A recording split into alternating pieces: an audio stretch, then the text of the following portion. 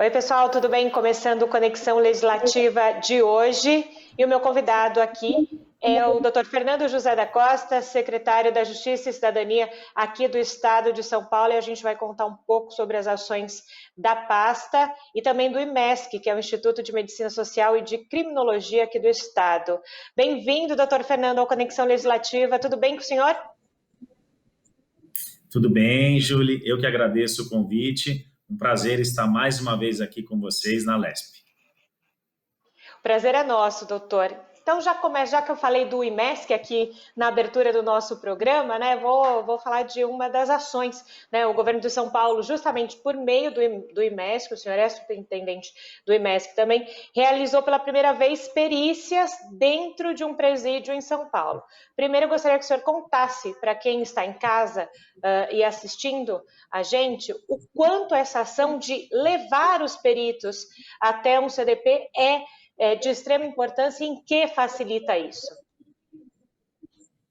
Tá, Júlia, acho que antes até de a gente falar dessa perícia específica, eu queria começar falando um pouco da história do IMESC. Tá? Nós temos na Secretaria da Justiça e Cidadania 4 autarquias vinculadas. O PROCON, que protege o consumidor, o IPEM, Instituto de Pesas e Medidas, que também protege o consumidor, o ITESP, o Instituto de Terras do Estado de São Paulo, e, por fim, o IMESC, o Instituto de Medicina Social e de Criminologia. Esse instituto, ele existe há mais de 50 anos. Ele foi fundado no estado de São Paulo em 1970. E, segundo registros, e aí nós estamos falando apenas e tão somente a partir dos anos que se registraram perícias, esse instituto já realizou mais de 850 mil perícias. Em 2019, esse número de perícias chegou a mais de 35 mil perícias. Por isso, ele é um instituto que realiza perícias mais importante na América Latina. Então, dentro desse instituto, nós temos 2 tipos de perícias. As perícias chamadas de médico legal e aquelas de DNA, aquele famoso exame de paternidade. Dentro dessas perícias médico-legais, nós temos algumas perícias que são feitas nos presos. E são 3 essas perícias. Uma delas, ela faz um laudo sobre o grau de periculosidade do preso. O que significa isso? Significa verificar se é uma pessoa perigosa, se é uma pessoa que traz um risco a outros presos ali dentro do CDP, do Centro de Detenção Provisória do Estado de São Paulo. Se eventualmente se constatar que é uma pessoa perigosa, há determinadas atitudes pelo diretor do presídio para proteger os outros presos, inclusive esse preso que é tido psicologicamente como uma pessoa perigosa. Então, ele é colocado numa ala isolada, ele é colocado numa área separada, no chamado seguro, tá? Com isso, há uma proteção para ele e há uma proteção para os outros presos e um tratamento psicológico a esse preso. Uma outra perícia que é feita é o incidente de insanidade mental, para verificar se ele tem algum problema, alguma deficiência mental ou não. Porque, eventualmente, se ele tiver uma deficiência mental que o torne, exemplificando, débil mental, que o torne uma pessoa incapaz de entender o que é certo ou errado, de entender que aquela pena serve para que ele ressocialize, para demonstrar para ele que, como ele errou, praticou um crime, ele tem que ser punido, não há mais o porquê dele receber uma pena, mas sim uma medida de segurança. E o que é uma medida de segurança? É um tratamento médico.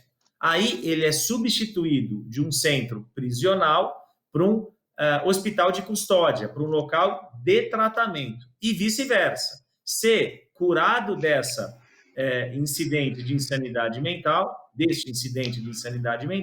ele retorna para o final do cumprimento de pena no sistema prisional.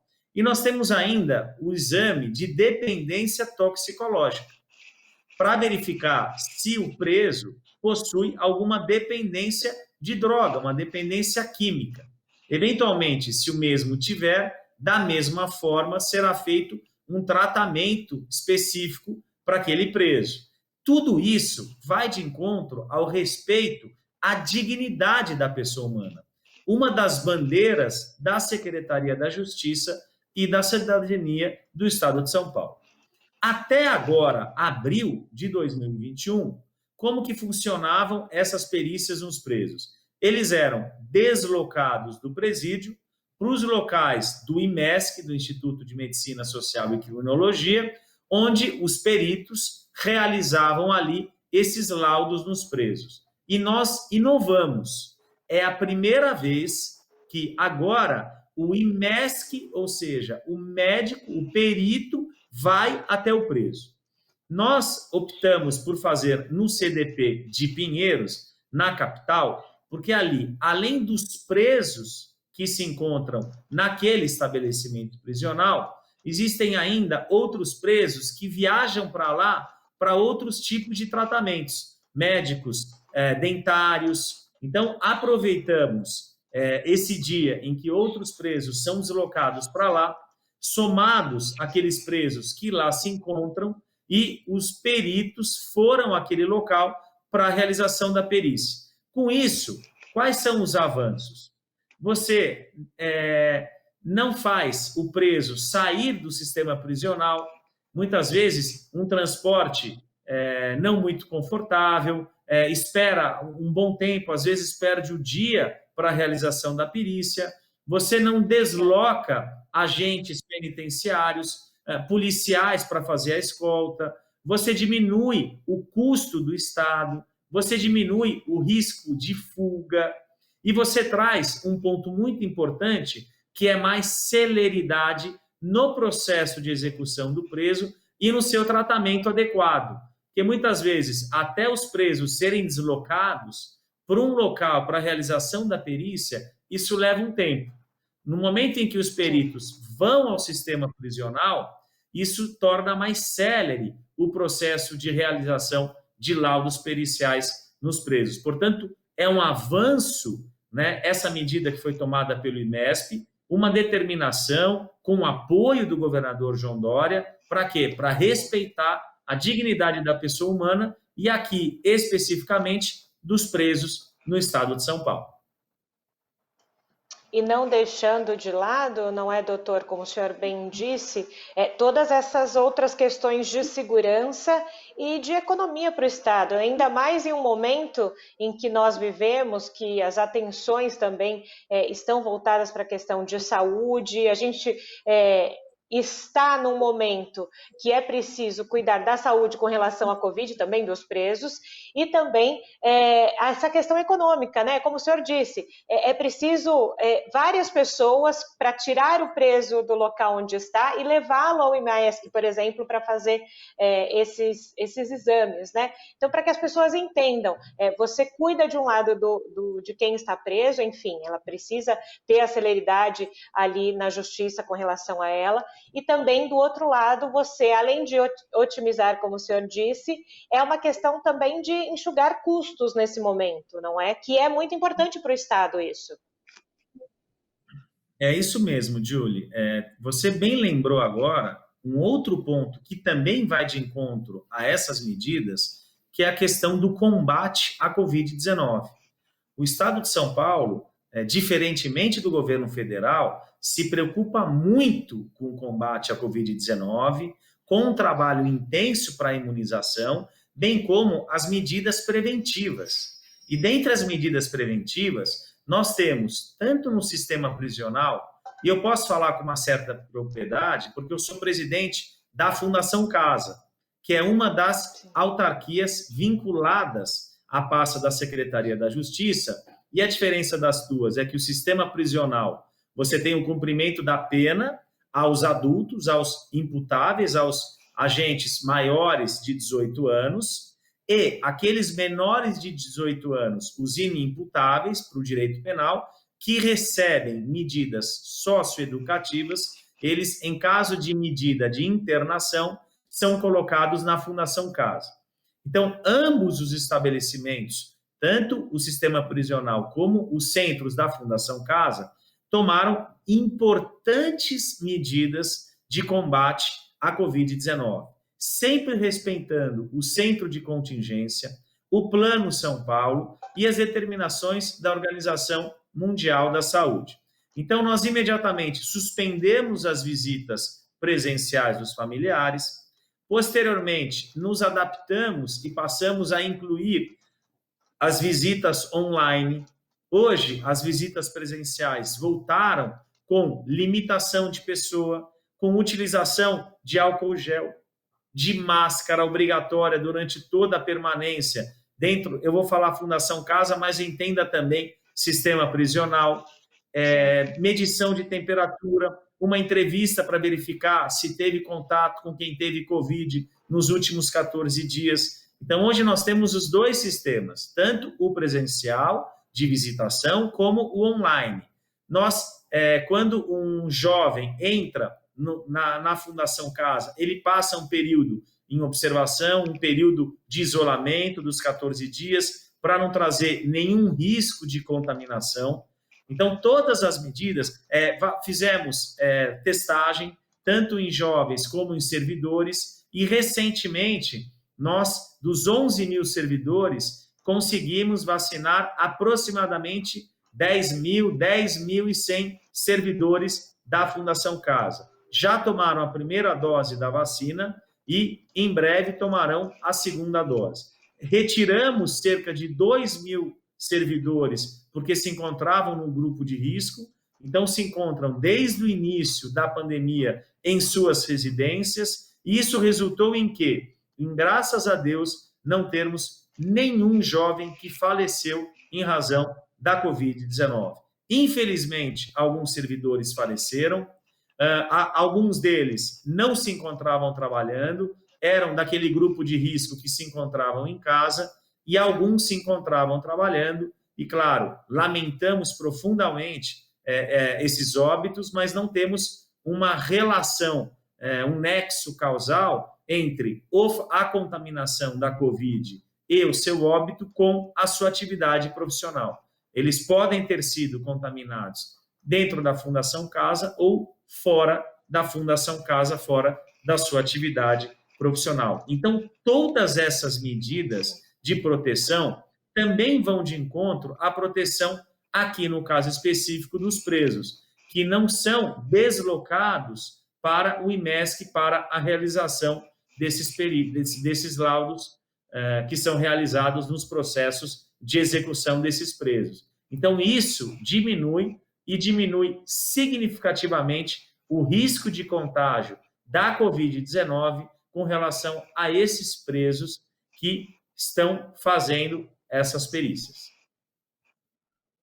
E aqui, para quem nos assiste nesse momento, o doutor Fernando tem uma tríade muito interessante sobre a sua aba, né? Superintendente do IMESC, como ele mesmo disse, o IMESC é um importante instituto que é para dar celeridade a esses processos judiciais, não só com os presos, mas como, por exemplo, reconhecimento de paternidade e afins, né? Também a Fundação Casa, olhando para esses jovens, né, que precisam em algum momento serem reintegrados à sociedade, e também é titular da pasta.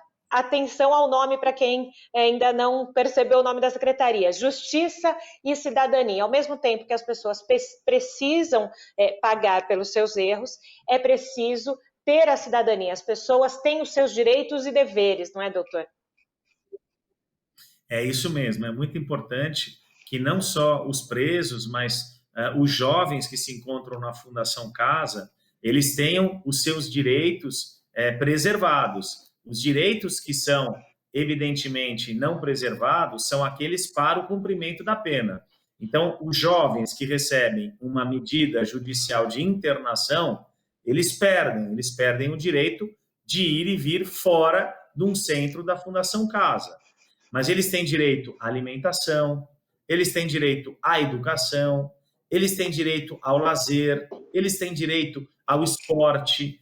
Todos eles têm direitos políticos. Inclusive, nós realizamos, e eu acompanhei, né, o dia de votação dos jovens, porque, como nós sabemos, no Brasil, a partir dos 16 anos, os jovens podem votar, e a partir dos 18 da maioridade, são obrigados a votar. Então, muitos jovens, e houve, inclusive, houveram rodas de conversa com os jovens, estimulando-os a votar, a ter o seu representante no poder legislativo, no poder executivo, explicando a importância do voto, explicando como se votava, a questão dos partidos, a questão dos candidatos, o que fazia um vereador, um deputado estadual, um deputado federal, um senador, prefeito, governador e presidente da República. E será assim novamente na próxima eleição o ano que vem. Então, esses direitos, eles são muito importantes, devem ser preservados e posso afirmar que na Fundação Casa eles são preservados. Posso dizer aqui, no sistema prisional, da mesma forma, os direitos são preservados. Hoje, o secretário da Administração Penitenciária é o coronel Nivaldo Restivo, uma pessoa muito competente, uma pessoa que conhece muito bem esse assunto. E, claro, existe uma preocupação muito grande do governador do estado de São Paulo. Nós participamos de um comitê de segurança pública do estado de São Paulo. Ele se reúne todas as quartas-feiras à noite. Hoje nós teremos esse encontro e uma das pautas da reunião está relacionada ao sistema prisional. Inclusive, há uma determinação do governador para a implementação de água quente no sistema prisional, e isso está sendo feito em caráter de urgência. Na Fundação Casa, os jovens eles já têm a água quente, e, inclusive, eu tenho uma ótima notícia aqui para os nossos ouvintes, graças à responsabilidade de gestão do nosso governador, João Dória, e de todo o nosso governo. Graças à reforma administrativa e à boa empregação do dinheiro público, hoje o Estado tem condições de ajudar algumas pastas e oferecer alguns investimentos. Há muitos anos, os centros da Fundação Casa, eles não tinham reformas. Então, nós tínhamos alguns centros com vazamentos, com problemas elétricos, locais que não tinham uma iluminação adaptada, e assim por diante, com objetos deteriorados, com mesas, com cadeiras, e também com um investimento tecnológico que ainda não havia sido implementado na Fundação Casa. Claro que com a pandemia, nós verificamos que o mundo ele mudou, e ele se tornou muito mais digital do que anteriormente. Então, nós temos a obrigação de educar esses jovens. Então, dentro do nosso projeto está uma inclusão digital. Nós estamos comprando para todos os centros, todas as salas de aula, televisão com Smart TV, ou seja, televisões maiores, de 55 polegadas, onde eles poderão assistir às aulas, onde eles poderão ter aulas recebidas, cursos recebidos através da internet, poderão também, no momento de lazer, assistir seriados, assistir filmes. Para isso, estamos aumentando a tecnologia dentro desses centros, para que se tenha uma internet mais potente e mais rápida, e também estamos implementando a aquisição de tablets. Tablets para que esses jovens tenham um contato maior com a tecnologia, para que eles possam estudar através desses tablets, para que eles possam realizar exercícios através desses tablets, ler livro, que hoje tem vários aplicativos onde vocês baixam e conseguem ter acesso aos livros, não vão precisar mais do livro papel, e sim hoje do livro digital. Então, há um investimento muito grande do governo do estado de São Paulo, liderado pelo governador, para esses jovens, para que eles tenham, de fato, medidas socioeducativas aplicadas, respeitando a sua dignidade. Outro ponto também importante será uma reforma de pintura, que também será feita em alguns centros, né? Os centros estão com pinturas velhas, tanto internamente como internamente, e também um importante trabalho de inclusão social. E o que significa a inclusão social? O Estado não pode se preocupar apenas com o jovem naquele momento que ele se encontra recebendo uma medida socioeducativa. Em algum momento ele vai sair do centro da Fundação Casa e vai seguir a sua vida. E nós sabemos que as chances, as oportunidades de trabalho, de educação desses jovens eram pequenas antes deles entrarem nesses centros e continuam pequenas quando eles saem. Então, se o Estado não ajudá-los, as chances deles praticarem um novo ato infracional, se ainda menores de 18 anos, ou um crime, se maior de 18, e retornarem à Fundação Casa, ou serem determinados a uma prisão no centro prisional, elas são muito razoáveis. Então, o Estado ele tem a obrigação, e isto será feito na gestão do governador João Dória, com esses jovens. Então, é um trabalho, nós verificamos que na Fundação Casa, aqueles que reincidem, aqueles que praticam um novo ato infracional, 50%, Julie, praticam nos primeiros 6 meses. Então, os primeiros 6 meses após a saída é um período muito crucial. E quais são os grandes motivos que levam a essa nova prática de um ato infracional? Falta de capacitação profissional, falta de oportunidade de emprego, falta de emprego, falta de orientação psicossocial, falta de dinheiro para comprar uma roupa, para ir para uma entrevista de emprego, um transporte para ir a uma entrevista de emprego e falta de orientação familiar. Tirando a orientação familiar, que ela, inclusive, de uma certa forma, é feita por orientação psicossocial, todas as outras orientações, a capacitação, a cooperação para uma tentativa de emprego, a captação, o contato da empresa com o jovem e uma tentativa de que essa empresa contrate esse jovem, o preparo do jovem, o preparo da empresa, tudo isso está sendo trabalhado para ser implantado na Fundação Casa. Nós estamos buscando já um contrato com uma organização da sociedade civil, uma OSC, que faz esse trabalho de, primeiro, captação dos jovens para um determinado serviço, para o mercado de trabalho. Segundo, capacitação dos servidores da Fundação Casa para a forma de agir com esses jovens e de colaborar com essa formação. E um ponto importante, inovador, de capacitação dos servidores, dos funcionários do empregador, da empresa que está cadastrada nesse programa e que posteriormente receberá esse jovem para realizar atividade profissional. Posteriormente, ela auxilia esse jovem ao emprego e dá essa orientação pelo período de 1 ano que ele sai da Fundação Casa e continua no seu emprego. Então, é claro, ela não consegue dar aquela orientação familiar, mas ela dá uma orientação psicossocial e, quando necessário, recebe também para essa orientação, para essas consultas, os familiares dos jovens. Então, com isso, nós não temos a menor dúvida de que esses jovens terão um índice muito menor de reinternações nos centros ou de praticarem um crime após completarem 18 anos. O nosso projeto é de que, se não esse ano, mas até o final do ano que vem, que é o final do nosso mandato, nós possamos sair da Fundação Casa com uma determinação, uma implementação de que todos os jovens, os 5 mil jovens, tenham essa inclusão social. Perfeito, doutor Fernando. Ótima notícia. Obrigado por compartilhar aqui com a gente. É importante que as pessoas saibam, né, o que está sendo feito, não só no momento em que eles estão aí inclusos, né, não podem estar na sociedade, não é pagando o que precisam pagar, mas o depois é muito importante de se pensar no todo, né, no processo.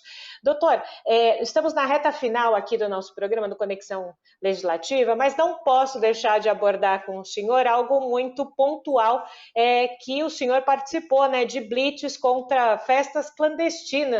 Né, a gente sabe, estamos no momento do Plano São Paulo em que se pede para não ter aglomeração, de não ir a festas e afins, e o que nós vimos de notícias sobre essas festas clandestinas, gostaria do seu depoimento, doutor, sobre isso. Julie, de fato, o governo de São Paulo é preocupado, e vários outros governos estaduais também, com a pandemia, o aumento da pandemia e a quantidade de mortos. Nós temos hoje no estado de São Paulo já pouco mais de 90 mil mortos. Nós temos um Brasil chegando a cerca de 400 mil brasileiros mortos em razão da Covid-19. E não é difícil, é crível poder afirmar de que há medidas que protegem as vidas. E a principal medida é a imunização, é a vacinação. Mas enquanto a vacinação ela não chega para todos os brasileiros, nós temos medidas preventivas. E as medidas preventivas são distanciamento social, utilização de álcool gel, de máscara principalmente, de permanência em suas residências e saídas apenas quando necessário. E estamos, sim, voltando a uma vida normal. Nós estamos numa fase de transição, numa segunda etapa da fase de transição, onde alguns comércios estão abertos com limite de horários e principalmente limite de pessoas. Agora, essa abertura do comércio, ela não pode ser confundida com atividades ilícitas hoje em dia. Você estar em uma festa clandestina, você participar de uma atividade clandestina, isso não está permitido no Plano São Paulo. Essas festas da morte, elas infelizmente trazem risco aos seus frequentadores, ou bem como às várias outras pessoas que posteriormente serão contaminadas, e pessoas contaminadas, aquelas que, principalmente em razão desta nova variante da Covid-19, a grande quantidade de pessoas que são internadas e que precisam da UTI é muito grande. Então, muitas dessas pessoas acabam retirando uma vaga de uma outra pessoa dentro de uma UTI. Então, elas trazem um risco de morte, não só para elas, como para pessoas que elas eventualmente contaminem, como para outras pessoas que precisariam daquele tratamento médico. Então, o que nós verificamos nessas festas clandestinas, e vai aqui, mais uma vez, um elogio ao nosso governador João Dória e ao nosso prefeito Bruno Covas, porque os dois foram idealizadores de uma força-tarefa, um comitê de blitz, que foi criado entre as autoridades públicas e de vigilância sanitária, tanto do estado de São Paulo como do município. Então, nós temos todos esses centros, esses atores unidos no combate à Covid-19, na defesa da vida da população. Então, nós temos a Guarda Civil Metropolitana, a Vigilância Sanitária, a fiscalização, esses órgãos municipais e estaduais. Nós temos o PROCON, nós temos a Guarda, a Polícia Militar e a Polícia Civil. Então, todos esses órgãos unidos vão de encontro às festas. Temos ainda a participação da Assembleia Legislativa, que participa com o deputado federal Alexandre Frota, que tem uma participação muito importante nesse combate às festas clandestinas. E o que a sociedade precisa entender que a Covid-19 ela é transmitida pelo ar, através de um vírus. Então, esse vírus são as gotículas que saem da boca das pessoas quando elas falam, quando elas espirram, quando elas tossem. Então, por isso é importante o distanciamento social. Eu me encontro aqui sem máscara, mas eu me encontro aqui num local, numa sala, sem ninguém. Se eu tivesse alguém aqui a meio metro de mim, essas gotículas, se chegassem no rosto, no nariz de uma outra pessoa, e eu estivesse com Covid-19, muito provavelmente eu estaria transmitindo essa Covid-19 para uma outra pessoa. Então, nessas festas, você tem uma aglomeração. Eu fui nas festas sábado, em 2 festas. No Campo Belo, às 20 horas, às 24 horas eu fui numa outra em Carapicuíba, e no domingo eu fui numa outra no início da noite em Itaquera. Eram festas com 200 pessoas, com 300 pessoas, a grande maioria, infelizmente, sem a utilização de máscaras. Eles ainda fumam aquele narguilé, onde vai passando de boca em boca, o que aumenta a probabilidade de contaminação. Essas festas têm música alta. As pessoas com música alta, elas acabam falando mais alto. E quando falam mais alto, elas despejam mais gotículas e mais probabilidade de contaminação. Então, essas festas que se iniciam com algumas dezenas de pessoas contaminadas, muito provavelmente se encerram com centenas de pessoas contaminadas. Então, o grande trabalho da força-tarefa ali não é encerrar uma atividade, não é prejudicar a economia ou a vida daquele empresário que precisa trabalhar para sobreviver. Mas é, antes disso, salvar a vida desse empresário.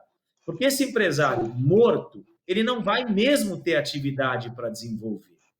Então, o que nós não podemos confundir são as atividades lícitas, permitidas, como os restaurantes, durante o período de dia, com distanciamento, com uma limitação de 25% das mesas ocupadas, com essas festas clandestinas, que não são permitidas nem antes das 19 e nem depois das 19, apesar que agora, na próxima semana, esse horário vai ser estendido até às 20 horas. Mas, então, esse trabalho da Força-Tarefa, que eu participei e que eu continuarei participando, é um trabalho para proteger vidas. Proteger as vidas desses frequentadores, proteger as vidas dos familiares desses frequentadores e daquelas outras pessoas que precisam do atendimento médico, que não pode ter superlotação. Porque se tiver, infelizmente, nós teremos pessoas que morrerão, como já tivemos, né, por falta de oportunidade de tratamento médico e de medicamento. É isso mesmo, doutor Fernando. E claro que numa outra oportunidade a gente vai destrinchar muito isso. Já deixo o convite aqui no ar para o senhor, é que realmente hoje o Conexão Legislativa a gente já está aqui no nosso limite de horário e agradeço ao senhor, viu, pela contribuição e por explicar tanta coisa importante para a nossa população. Obrigada, viu, doutor?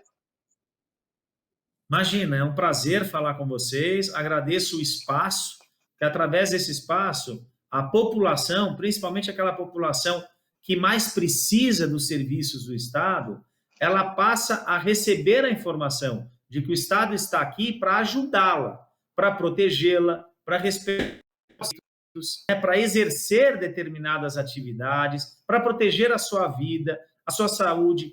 Essa é a função de um Estado em um Estado democrático de direito. Perfeito. Você que está em casa já sabe, né? Corre depois lá no nosso canal do YouTube para rever esse programa. A gente se encontra aqui na Rede Alesp. Tchau!